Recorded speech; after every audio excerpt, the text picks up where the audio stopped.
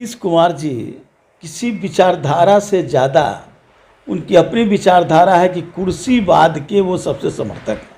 अब कुर्सीवाद के लिए वो कोई भी समझौता करने में कभी भी पीछे नहीं रह सकते हैं। हम मिट्टी में मिल जाएंगे।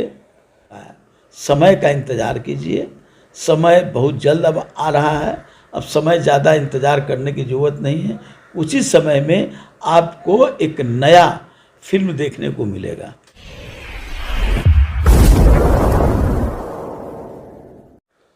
नमस्कार, आप देख रहे हैं डी न्यूज़ और मैं हूं अभिषेक मिश्रा।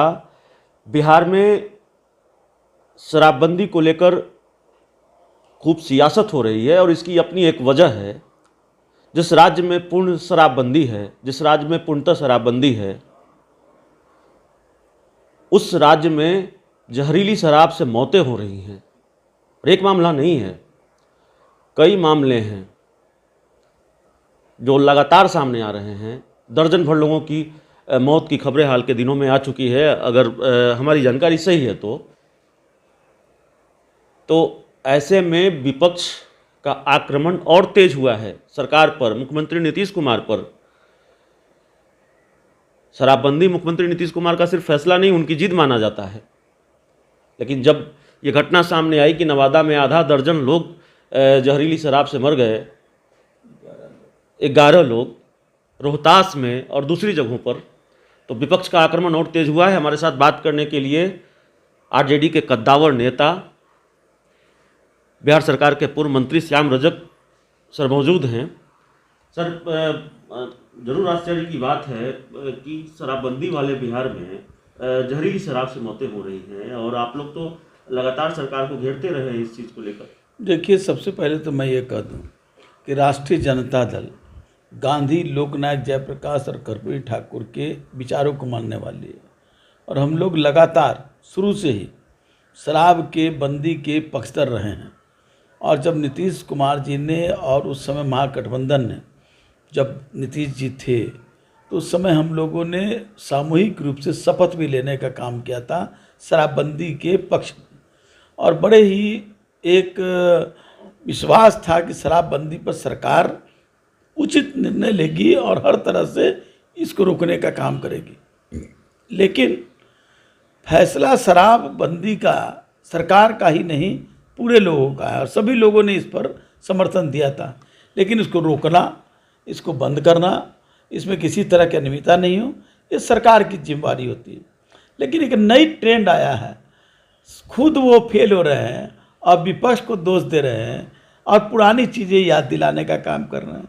जब शराबबंदी आपने किया तो हम लोगों ने पूरा समर्थन किया और जिस तरह नशीली जहरीली शराब का जिस तरह से व्यापार बढ़ा है और जिस तरह से और कई तरह के जो नशीली पदार्थ होते हैं, चाहे स्मैक हो, गांजा हो, इन चीज़ों का भी व्यापार बड़ी तेज़ी से बढ़ा है।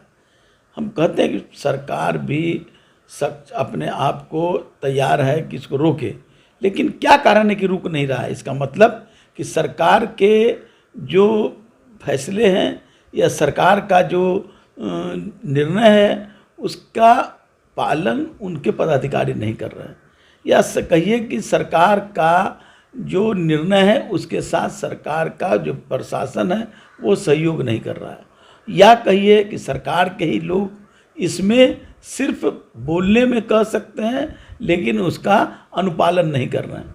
तो उनका सरकार का जो जज्बा है वो ख़त्म हो चुका है।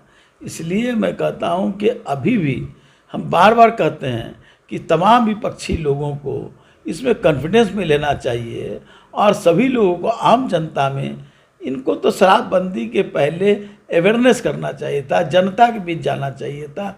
जनता के बीच में तो प्रचार तो ये अपना करवाते हैं, सिर्फ इशू का प्रचार नहीं होता है। तो आम जनता में जब तक दिल नहीं घर करेगा, जब तक उनको ये नहीं लगेगा कि इससे एक बड़ा नुकसान होगा, राजस्व की हानि, राजस्व का लाभ, ये अलग विषय है, लेकिन जनता को भी ज़रूरत है, जनता को उसके वैकल्पिक क्या व्यवस्था हो सकती है। आज लोगों को अनाज नहीं मिल रहा है, भूख से लोग मर रहे हैं, लोगों को शिक्षा नहीं मिल रही है, तो लोगों के लिए ये दूसरा जरिया हो जाता है रोज़गार का।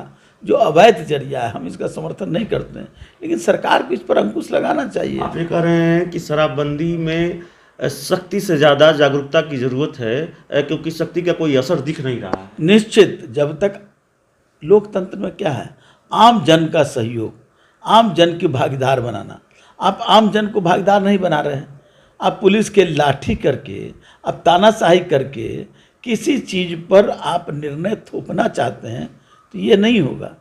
आप लाख कोशिश कर लीजिएगा, हम लोग लाख कोशिश कर लें, लेकिन ये जो फैसला है ये सफल नहीं होगा। फैसला तब होगा जब आम जन को इसमें भागीदार बनाना होगा, आम जन को इस बात का इशू बनाना होगा कि हम भी शराबबंदी के पक्षधर हैं। बाबा साहब अम्बेडकर ने जब शराबबंदी की बात कही थी, हमारे महात्मा गांधी ने बात कही थी, तो उसको अपने ऊपर पहले पालन करते थे और अपने ऊपर पालन कर करके तब जनता के बीच जाने का काम करते, तो जनता में एक मैसेज आता था। लेकिन आज सरकार में बैठे लोग क्या क्या कर रहे हैं, कैसे कैसे कर रहे हैं, हम उनको खोलना नहीं चाहते हैं, सब लोग जानती है। आप लोग तो बिहार सरकार विपक्ष जो है या फिर आरजेडी बिहार सरकार के मंत्री और उनके भाई को लेकर लगातार नीतीश कुमार पर हमलावर रही, निशाना साधती रही।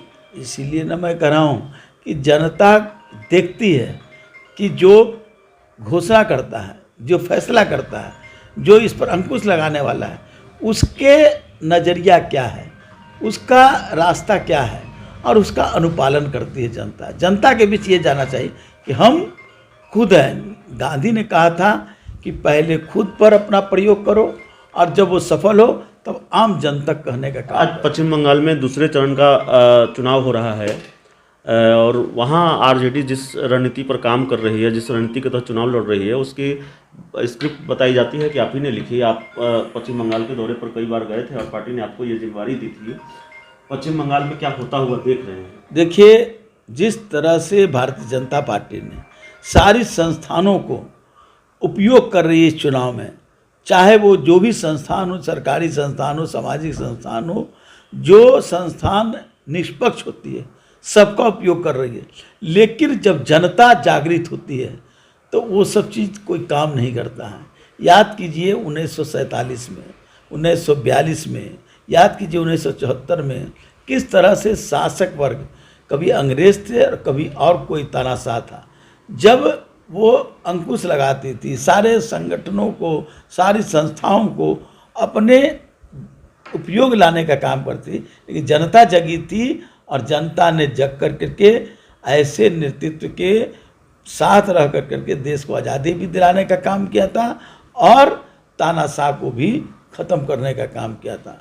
तो आज बंगाल की जनता जज्बात के साथ ममता बनर्जी के साथ है और पूरे रूप से मैं इस बात को आश्वस्त हूँ, दावे के साथ, चुनौती के साथ कहना चाहता हूँ कि सरकार ममता बनर्जी की बनेगी, इसमें कहीं दो राय नहीं है। लाख कोशिश कर ले, करोड़ों करोड़ अरबों रुपये का बंदरबाट कर ले, न धन बल काम आएगा, न कोई संस्थानों का बल काम आएगा। जनता का बल जो है वो ममता के साथ है। आपकी पार्टी की नज़र मुख्यमंत्री नीतीश कुमार के ट्वीट पर है। मैं देख रहा था, आरजेडी का एक ऑफिशियल ट्वीट है। आरजेडी ये चेक कर रही है कि मुख्यमंत्री नीतीश कुमार क्या ट्वीट करते हैं और उस ट्वीट को कितने लोगों ने रिट्वीट किया है। मुख्यमंत्री ने मद्य निषेध विभाग की एक समीक्षा बैठक की थी, उसको मुख्यमंत्री ने ट्वीट किया था और आरजेडी ने चूँकि उस ट्वीट को तब 83 लोगों ने रिट्वीट किया था, आरजेडी ने लिखा कि देखिए नीतीश कुमार लोगों का भरोसा खो चुके हैं, लोग उनकी बात को गंभीरता से नहीं लेते। लगभग 63 लाख उनके फॉलोअर हैं और 63 लाख फॉलोअर वाले मुख्यमंत्री नीतीश कुमार के ट्वीट को मात्र 83 लोग रिट्वीट करते हैं। तो आरजेडी लगातार, और तेजस्वी यादव तो आगे निकल ही गए 100 शक्तिशाली भारतीयों की लिस्ट में। तो आरजेडी लगातार ये बताने की अब कोशिश कर रही है कि तेजस्वी यादव नीतीश कुमार से बेहतर हैं। तेजस्वी यादव आक्रामक भी नज़र आते रहे हैं और ज़्यादा आक्रामक नज़र आए हैं हाल के दिनों में। क्या ये सब कुछ मध्यावधि चुनाव की रणनीति के तहत हो रहा है और आरजेडी को क्यों लगता है कि नीतीश कुमार तेजस्वी यादव से आगे हैं? इस भरोसे की वजह क्या है? तेजस्वी यादव नीतीश कुमार से आगे हैं, नीतीश कुमार पीछे हैं, ये हम नहीं कहते हैं, जनता कहती है। और जो आया है रिपोर्ट, वो रिपोर्ट जो अपना रिपोर्ट दी है उसमें तो उन्हीं के गठबंधन के नंबर 1 पर हैं, नंबर 2 पर हैं, और तेजस्वी जी भी उसमें हैं, लेकिन नीतीश कुमार जी सबसे पीछे हैं। तो ये हमारा रिपोर्ट नहीं है, ये जनता का रिपोर्ट है। अगर जनता का रिपोर्ट या जो मीडिया ने जो जारी किया है, जो सर्वे रिपोर्ट ने जारी किया है, अगर वो गलत है तो नंबर 1 भी गलत है। तो इस बात को नीतीश कुमार जी और जदयू के लोगों को कहना चाहिए कि नंबर 1 से नंबर 11 तक भी गलत है और नीतीश कुमार जी नंबर 1 हैं। कह दे, कहने में कोई बात नहीं होता। आप लंबे वक्त तक सीएम नीतीश कुमार के साथ रहे हैं और तब भी साथ थे जब उनके कुछ फैसले को लेकर उन्हीं की पार्टी के नेता प्रशांत किशोर सरीखे नेता, पवन वर्मा सरीखे नेता सवाल उठा रहे थे। एक परसेप्शन है या फिर एक आरोप मुख्यमंत्री नीतीश कुमार पर हाल के दिनों में लगता है कि उन्होंने बीजेपी के एजेंडे को स्वीकार कर लिया है, वे बीजेपी के रंग में रंग गए हैं, ऐसा आरोप लगता रहा है, आप भी जानते हैं। एक राजनीतिज्ञ के तौर पर, आरजेडी के नेता के तौर पर नहीं, नीतीश कुमार को आप बेहतर जानते हैं, इसलिए ये सवाल आपसे है, काफ़ी वक्त तक उनके करीब रहे हैं। क्या वाकई आपको ऐसा लगता है कि नीतीश कुमार की छवि का जो कथित रूप से नुकसान हुआ है, जिसका आरोप विपक्ष लगाता है, उनके राजनीतिक दुश्मन लगाते हैं, उसकी वजह एक परसेप्शन है कि नीतीश कुमार बीजेपी की नीतीश कुमार जी किसी विचारधारा से ज़्यादा उनकी अपनी विचारधारा है कि कुर्सीवाद के वो सबसे समर्थक हैं। अब कुर्सीवाद के लिए वो कोई भी समझौता करने में कभी भी पीछे नहीं रह सकते हैं। हम मिट्टी में मिल जाएंगे, कई तरह के नारे लगाते थे, कई तरह की, उधर से भी आता था डीएनए की बात, और ये नाखून और बाल तक भेजने का काम किए थे, लेकिन वो सब बातें रह गई। और बीजेपी के एजेंडा इसलिए मैं कह रहा हूँ कि वो लागू कर रहे हैं। आप देखिए लगातार किस तरह से वो अपने आप को अपमानित महसूस करके भी वो भारतीय जनता पार्टी के स्टेपनी बन करके काम कर रहे हैं, और स्टेपनी बन करके काम करना ही ये महसूस करता है कि वो भारतीय जनता पार्टी के एजेंडा को, भारतीय जनता पार्टी के पीछे लग्गू बन चुके हैं। एक आखिरी सवाल है श्याम रजक जी, कभी आपने कहा था कि जेडीयू के कई विधायक हैं जो आपके संपर्क में हैं, हालांकि संख्या 28 होनी चाहिए, वो नहीं थी। हाल के दिनों में मुकेश सहनी कई बार उन्होंने नाराज़गी जताई, ये संकेत दिए कि शायद वो सरप्राइज दे सकते हैं। उन्होंने कई बार इस्तीफे की बात कही, जीतनराम मांझी के तेवर भी तल्ख हुए। क्या इन चीज़ों पर आरजेडी की नज़र है? क्योंकि तेजस्वी यादव जिस तरह से आक्रामक हैं, कॉन्फिडेंट नज़र आते हैं, और जो सक्रियता है बिहार में राजनीतिक दलों की, उससे ये सवाल होता है कि क्या मध्यावधि चुनाव की तैयारी है? क्या वाकई बिहार के राजनीतिक दलों को लगता है, खासकर विपक्ष को, कि बिहार मध्यावधि चुनाव की ओर बढ़ रहा है और इसीलिए इस रणनीति पर काम हो रहा है? देखिए, नीतीश कुमार जी किस जगह से उनका जनरेशन हुआ था और आज कहाँ पहुँच गए हैं। लोकतंत्र के झंडे को लेकर करके ये अपनी राजनीति शुरू किए थे, और आज के दिन में वो लोकतंत्र के हत्यारों के सूची में शामिल हो चुके हैं। किस तरह विधानसभा में हुआ, चीरहरण हुआ, जिस तरह रोड पर लोगों को मार पीट करने का काम किया, हमारे जैसे लोग, जगतानंद सिंह जैसे लोग जो वहाँ उपस्थित भी नहीं थे, उनको भी 307 का केस लगाने का काम किया गया।